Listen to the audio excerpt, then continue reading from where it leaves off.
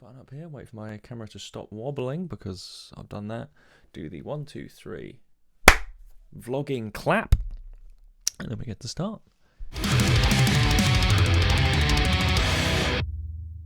Hello, ladies and gentlemen, and welcome to part 1 of our series where we are going to break down each track from our second EP, Desolate, to celebrate the 1-year anniversary of it being released. First, of course, we have our lead single of Suffering, which we did a music video for with the fantastic Akamas video. So this track was, I believe, the first one we wrote, actually. It ended up being the first one on the record. But this was definitely the first riff we came up with. And when I say we, I mean Louie came up with it. He was sat on this one for a little while, and you all know what it sounds like. But just to remind you, it's this one.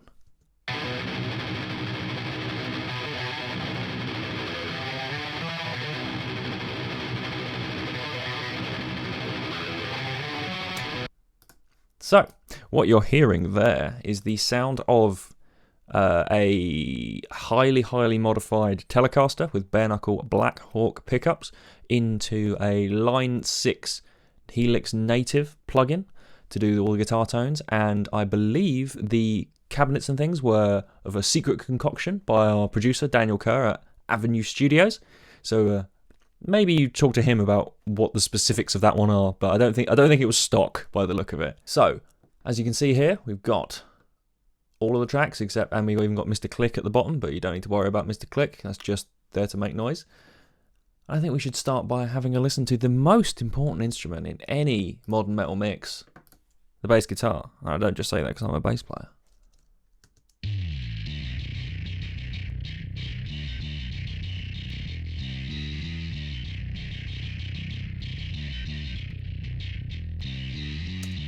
So, what that is my Spectre Legend 6-string with EMG HZ pickups and Tone Pump Junior preamp. Both pickups wide open with the EQ on the active pickup set to like middle of the road halfway. So I think it's a 24 dB treble and bass boost on that. So halfway would be 12 dB. And I play fingerstyle because I'm absolutely useless with a pick. I just never got into practicing with it because come from learning Geddy Lee lines, you don't learn those with a pick, so that's what I do.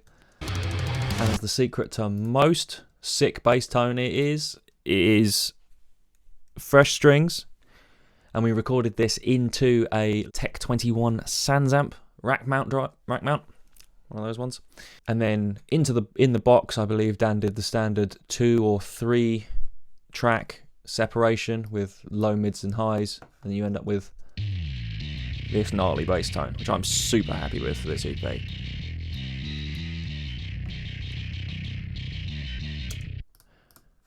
Below that we have drum kit.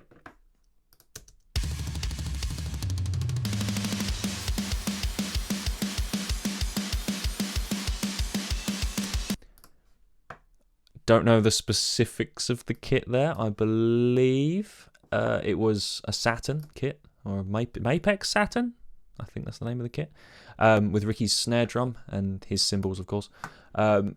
As with all modern metal mixes, there is a little bit of sample enhancement in there. You can hear that on the kick and the snare, but it's enhancement, not complete replacement. And everyone does it. So if you're one of those people that's like, oh, we can't use samples on drums, you're a little bit backward, in my opinion. But you know, you don't have to fight me on that. Ricky actually did a fantastic job in tracking this. He tracked the whole EP drums wise in I think 3/4 of a day, and most of the takes took maybe 2-3 attempts on each one once we got sound and tempo. But that was because we are a band that rehearse loads before we go into the studio. Everything's rehearsed and pre-pro'd to the nth degree. We don't really leave anything up to chance besides a little bit of vocals and a little bit of like lead guitar solo work. So with drums and things, it's just like drums and bass especially, me and Ricky go in with our parts composed to the T, and then we just smash through it. So this was the first bit of like production that we thought of. So when we demo, Louie comes and sits on basically just behind me here. and we record the stuff and just record the stuff down. So we originally had the intro riff for this just as the riff, but we thought it kind of needed a bit extra to be the start of the song, so decided to put a filter on it. This is just a pretty standard high pass filter, just automated to go up. Big drum fill. Wow. Yes. So I've already said about rhythm guitars. So that was the Telecaster into Helix Native, and then the special Source cabinet. It was all done in box. We didn't mic up any cabinets or anything like that, but that's pretty normal these days. We didn't really. There's not really it wasn't really a requirement for us to absolutely have to have sound in the room, especially when the guitar tone comes out as good as this. And then the most important bit, Tom Watson and his performance on the vocal track. Faces, so many faces in a row, poison, bioliquid in their veins. So that is doubled, I believe. Everything's at least doubled. I think in some sections Dan actually had Tom record 4, like two kind of mids and then 1 high, or 2 mids and 1 and 2 lows, just to get that more of a stereo, that more of a big sound on it. Because we're a big fan in this band. We're a big fan of like big vocal sounds. Like we all grew up listening to Bruce Dickinson and Ronnie James Dio, so big vocal sounds are very important to us. So the bigger we can get vocal sound, the better. In the next section, you also hear a little bit of our guitarist Louie doing some background screaming. Never-ending night.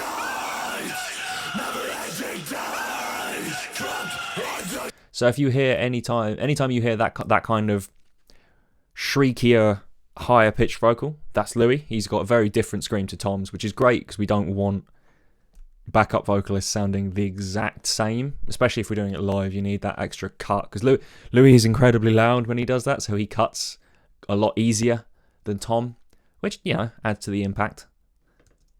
Never-ending night, never-ending days, trapped under sheets of white until their dying days. Nor is this kidding me. So that really shows the difference in voices. I'll play that again for you, but like.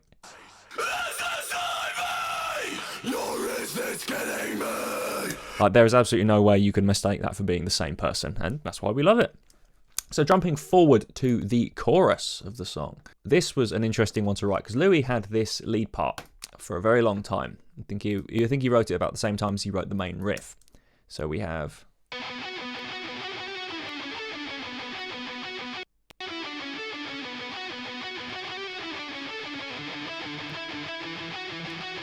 But for the life of him, couldn't think of a rhythm guitar part for it. It's fair enough. So when we came down to demoing it, I just took the opportunity and played some stupid slap bass. Because I'm a bass player, therefore I can never resist playing slap bass, ever. And in conjunction with the drums, that's my favourite groove on the whole EP. If I hit my microphone there. Well done, Chris. You're a professional.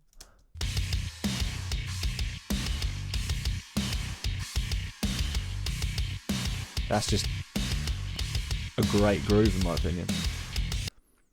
And then rhythm guitars just double what the bass is doing there.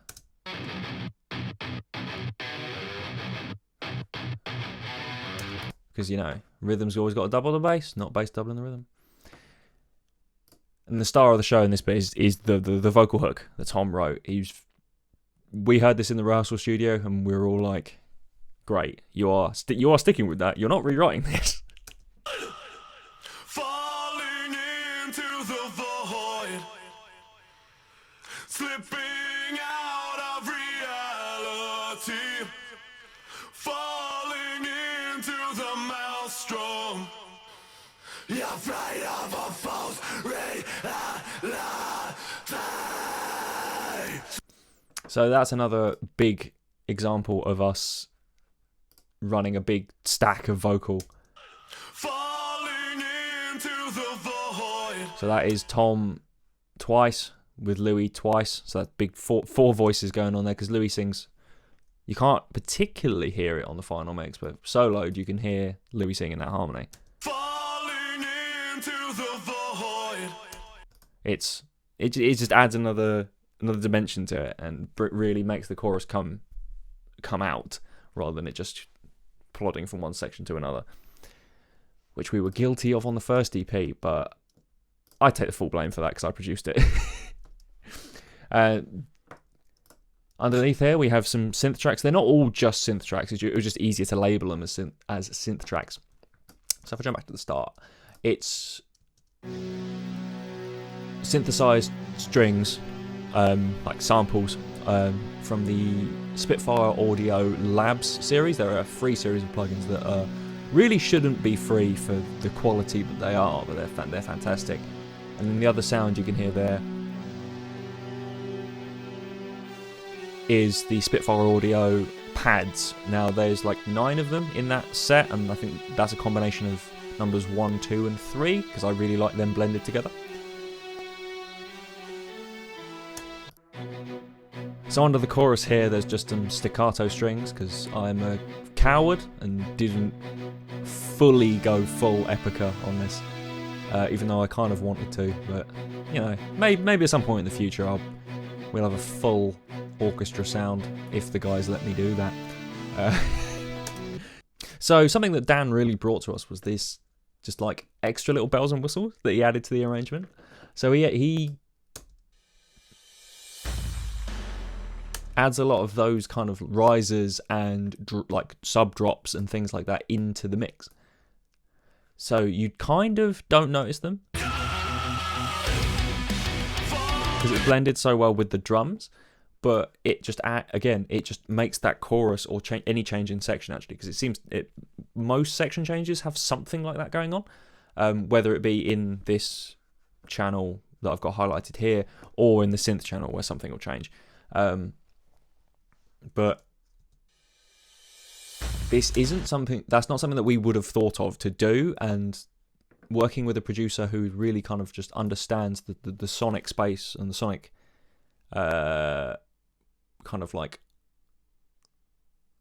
aesthetic that we were going for really helped, because he just kind of just like, this will help here, so I'll drop something like that in, and then we just kind of let him go ham, because as you can see on this first track here, there's quite a few of them, but you know, we are not afraid of cheese in this band.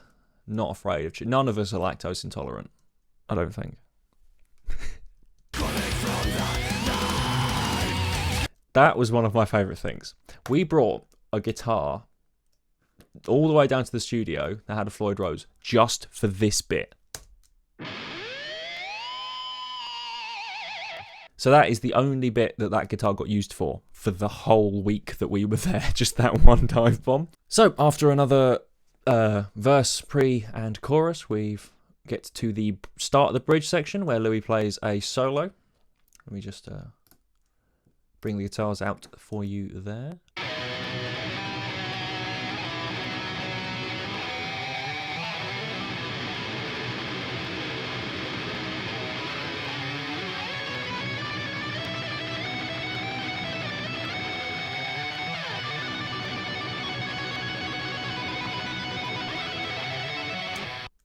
Yet another situation in which we are not afraid of the cheese. Now we get into one of my favourite bits, is the bridge section.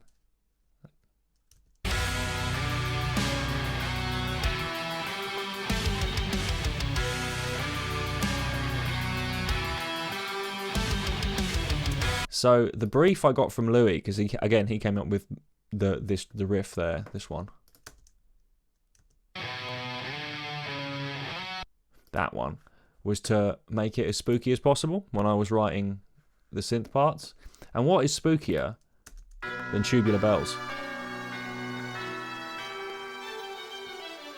So the bell sound there is stock Logic, and and the strings are still just Spitfire Audio Labs. You can hear the synth pad in the background there as well.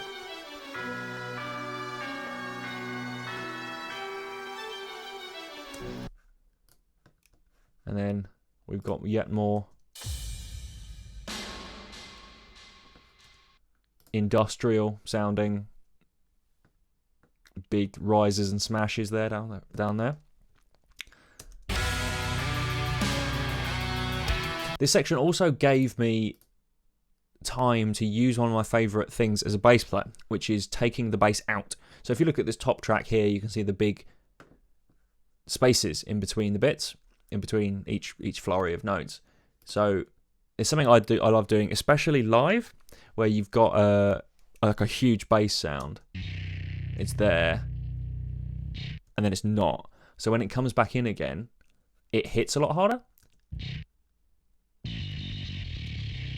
So if I bring in the drums with that,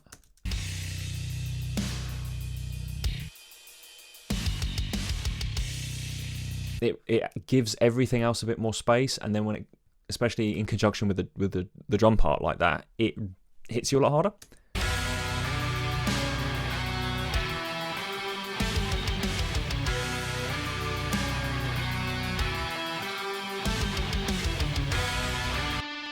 Add some lead guitar harmony there. Now we get into this section that really, really hurts your picking hand.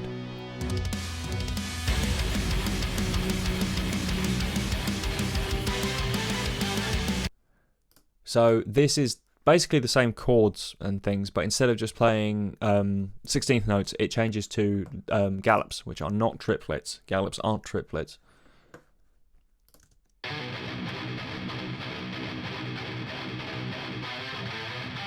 With some stabs there, so they're just octave slides in. It's all diatonic to B minor, but I decided to augment those stabs with some strings.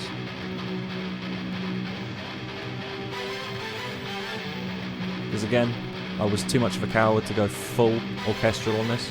We're not quite ready to go full Camelot,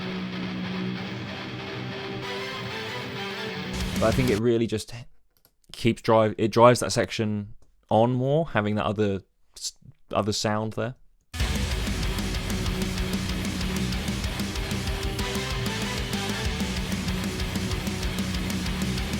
We've got an extra little bit of tom vocal here.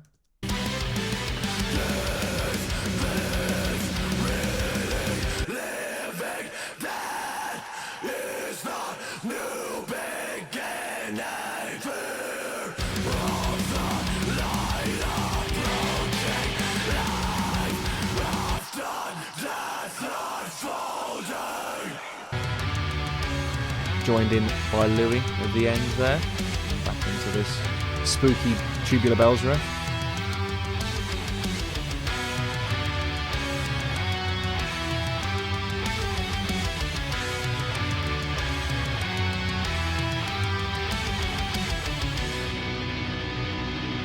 Re-intro.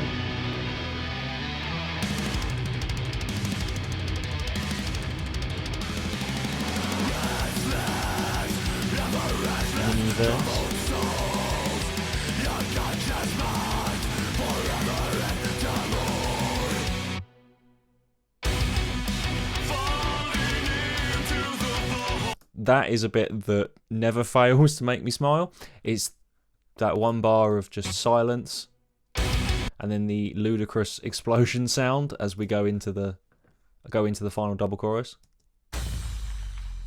That sounds like a cymbal, a car crash, and a gunshot, as well as an explosion at the same time. Fantastic stuff there. Great sound design. But that really just makes that last chorus pop in more. And it's an arrangement technique I use all the time, is that when Tom writes a fantastic chorus, you just got to double it. You got to let the people hear that chorus again, because it's...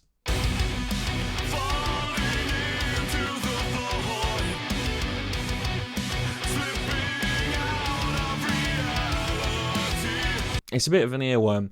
When Tom came out with that, it was stuck in my head for about a week afterwards, and then we rehearsed the absolute shit out of it, and we end up with this final product.